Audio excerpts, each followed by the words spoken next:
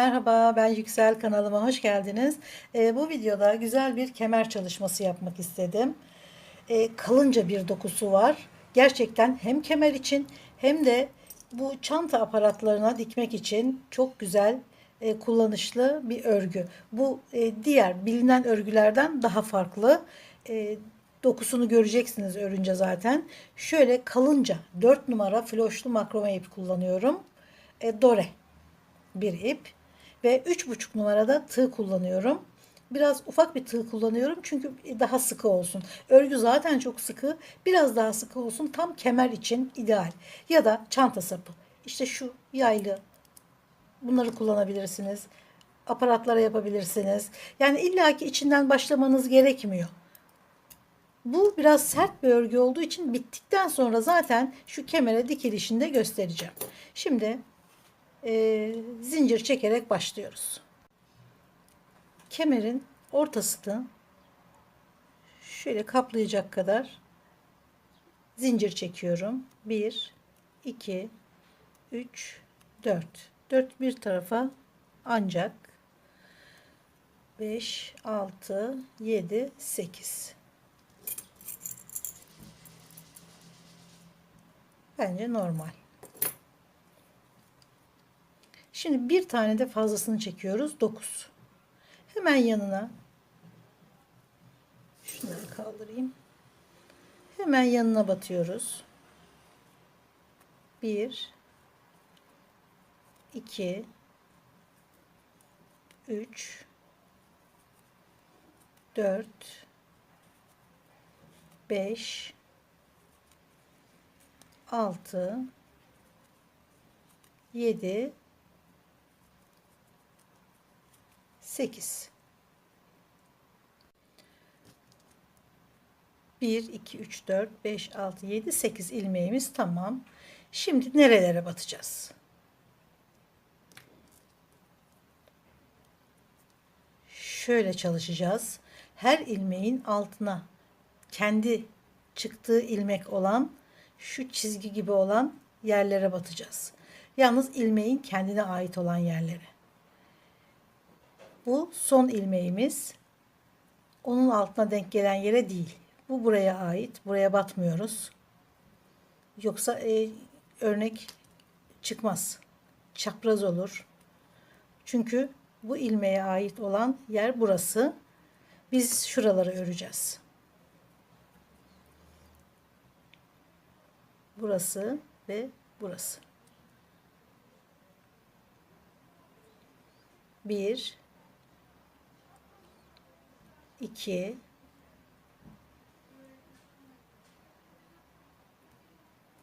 3 4 5 6 ve en son 7. Peki bizim elimizde 8 ilmek var ve hep 8 ilmek üzerinden gideceğiz. O zaman 8. ilmek nerede? O da burada. Şu halka. 7 taneyi bu şekilde örüp şuraya da battığımız zaman 8.'yi örmüş olacağız.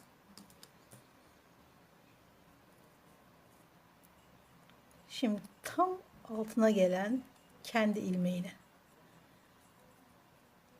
sık iğne örüyoruz. Gene bakın şöyle tam altına denk gelecek yerlere.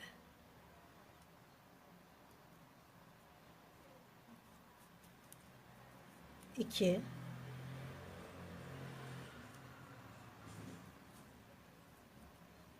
üç,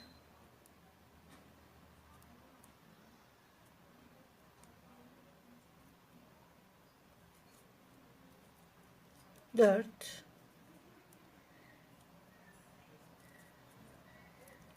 5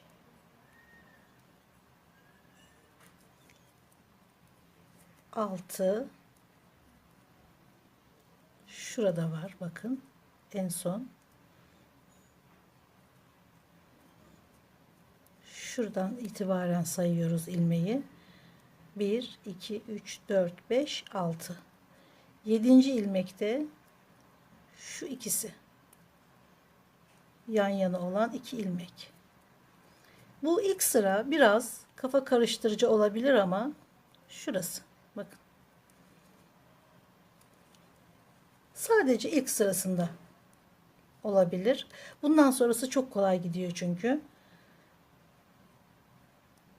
1, 2, 3, 4, 5, 6, 7. 8.'yi şu yuvarlağa yapıyoruz. Çeviriyoruz gene. Bakın. Çok sert bir doku. Gene aynen karşılığına batıyoruz.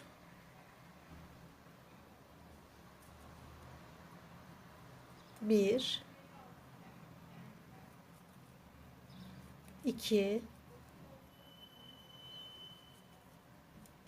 üç, dört, beş,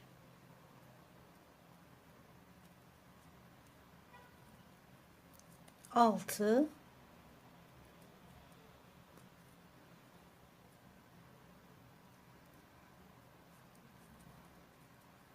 7. İlk halkaya sakın şu altlara geçmeyin. Bunları karıştırmayın. Sadece üstündekine. Çünkü diğeri diğer sıraya ait.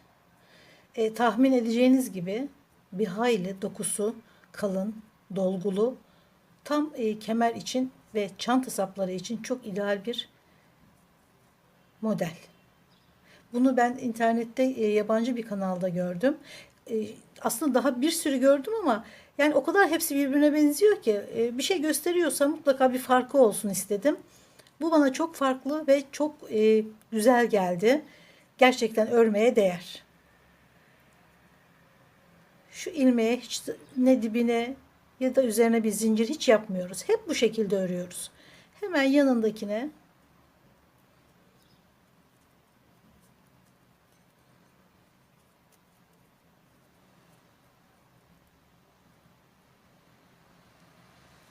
hemen hizasında zaten artık birinci sırada zorlansak da diğer sıralar zaten kendini o kadar çok gösteriyor ki aramıyoruz bile nereye batacağımızı. 1, 2, 3, 4,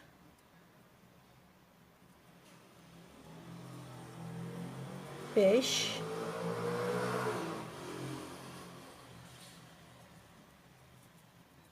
6,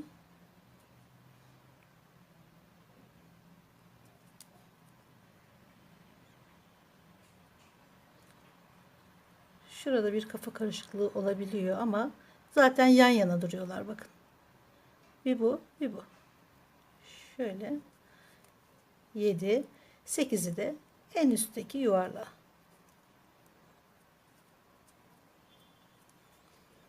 Tekrar 1,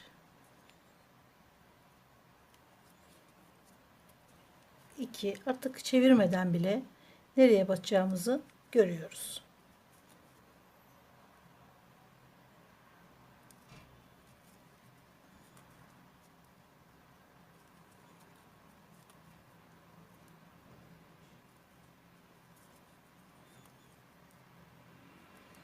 Şurası da hiç zorlanmayın. Zaten yan yana duruyorlar. Bakın şu. Ve 8.'yi de en üstteki halkaya. Bir sıra daha yapalım. Bakın görüntünün güzelliğine bakar mısınız? Yani ilmeğin ortasından batıyoruz. Orta arkasından. Hemen hizasındaki şu çizgi olan yere batıyoruz. Diğer ilmeğin üstüne.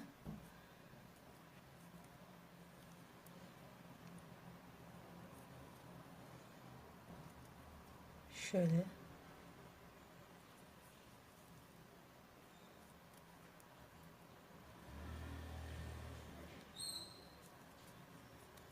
İki, üç, 4,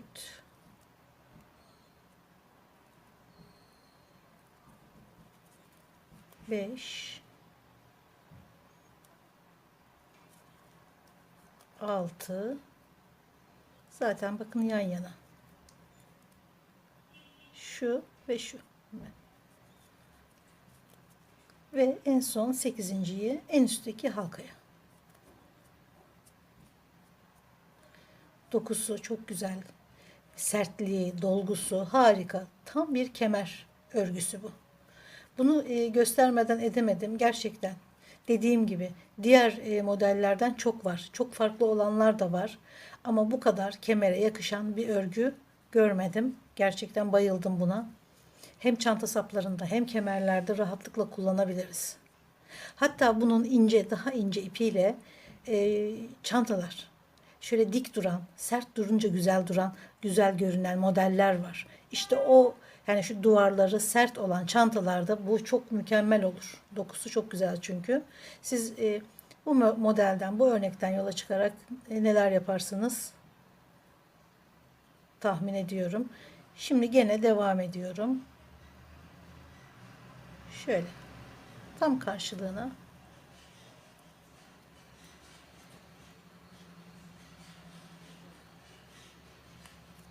o kadar belli ki artık bu sıralarda hiç bakmadan bile tığ zaten kendi yerini buluyor.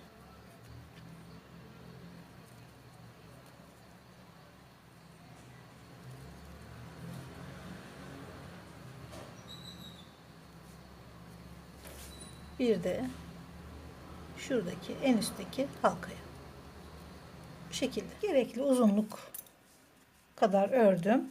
Yani herkes bedenine göre ya da öreceğiniz kişinin bedenine göre örersiniz. Kalçadan ölçerseniz daha iyi olur. Bir ip bıraktım ve iğneye geçirdim. Bir yün iğnesine. Tokaya dikeceğim şimdi. Bu doku aynısı, aynı mantıkla yapılmış benim çanta sapı videom var. Orada spiral ördüm.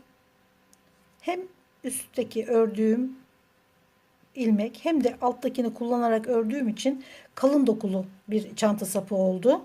İçinde dolgu malzemesi, yani çanta sapını dolgulu gösterecek malzeme var gibi duruyor ama tamamen örgünün kendi dolgusu. Spiral, yani yuvarlak çanta sapı kullanacağım zaman ben o örgüyü kullanıyorum. Çok kullanışlı oluyor. Her ipe de uyuyor zaten. Her iple örebilirsiniz o çanta sapını. Doğal olarak yani örgüsünde olan bir sertlik var zaten. Yumuşak bir ip bile olsa onu yeni bir çanta sapı haline getiriyor. Aynı şekilde bu örgü de aynı mantıkla örüldüğü için gene aynı doku, aynı şahane doku mevcut. Şimdi hemen tokayı yerine takalım. Tokanın tersini çeviriyorum. Ters tarafını. Bir de örneğin, yani modelin de şurada bir girintisi var. O da işime yaradı. Kullanmak istedim bu girintiyi. İyi oldu şu orta demir için. İlk ilmeğe şurada bir bağlıyorum ki sabitleyeyim.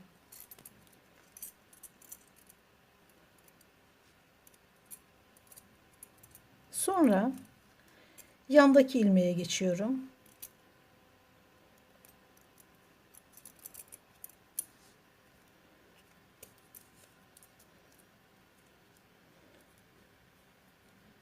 Şuradan alıyorum. Tekrar aynı ilmekten geçiriyorum.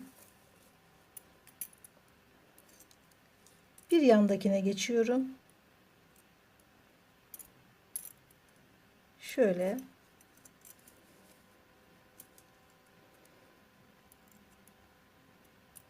şuradan, tabii demirden geçtiği için şöyle yapıyoruz. Aynı ilmekten geri alıyorum. Örülmüş gibi oluyor. Bir diğerine geçiyorum ve karşılığından isterseniz buradan, isterseniz buradan, ama şurası daha iyi oldu. Dış kanadı daha iyi oldu görüntüsü. İçeri alıyorum ve aynı ilmekten geri sabitliyorum ilmeği. Şimdi 1, 2, 3, 4 oldu. Geriye 4 tane kaldı. Bunu ortaya alıyorum. Şöyle ipi alayım. Şöyle.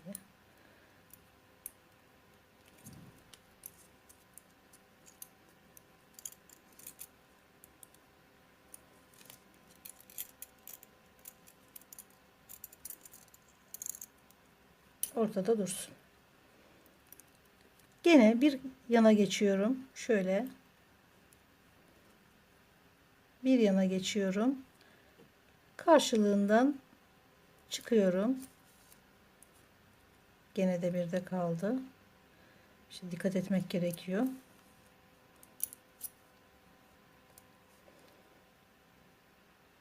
Şöyle.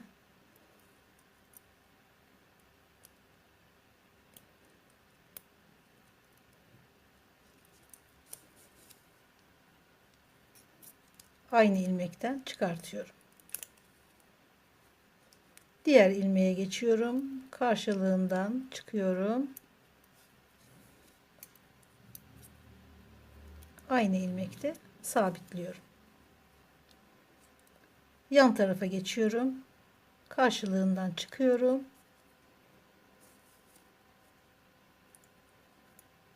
İpi içeri alıp gene aynı ilmekten çıkıyorum. Şimdi son. Son şuralarda, şu tepelere batıyorduk, şu halkalara. Oraya batıyorum. Aynısını burada da yapmıştım. İpi bu tarafa alıyorum. Ve aynı yerden dikiyorum. Bütün ilmekleri dikmiş oldum. Şimdi ipi sağlamlaştırmam gerekiyor.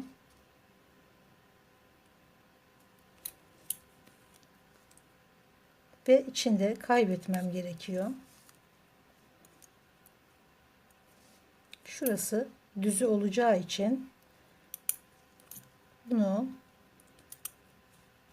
içinden yok etmek daha akıllıca. Çıkartıyorum. Bir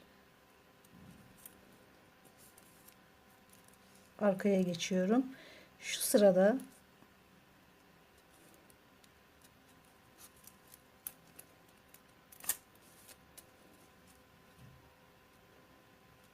yarım bırakmıyorum ki farklılık olmasın diye. Sonuna kadar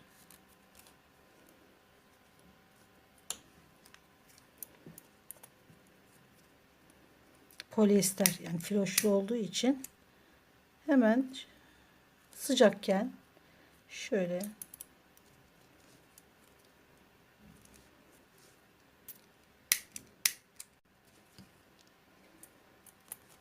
bu şekilde örgü olduğu için herhangi bir yerinden geçiriyoruz demirini. Muhteşem. Gerçekten çok güzel. Yardımcı olabiliyorsam bu videolarımla gerçekten çok sevinirim.